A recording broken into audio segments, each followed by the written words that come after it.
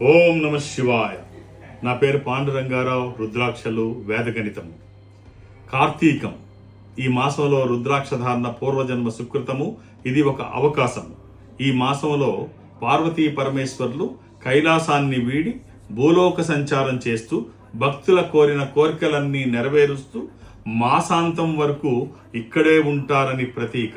అందుకే ఈ మాసంలో రుద్రాక్ష ధారణ చేస్తే ఎన్నో ఫలితాలు వస్తాయని మనకి గ్రంథాలన్నీ ఏకకంఠంతో చెప్తున్నాయి. మీరే రుద్రాక్ష ధారణ చేయాలో తెలుసుకోవాలనుకుంటున్నారా? మీకు సంబంధించిన రుద్రాక్ష ధరించడం కోసం నాతో డైరెక్ట్గా మాట్లాడాలి అంటే ఈ నెంబర్తో కాంటాక్ట్ అవ్వండి.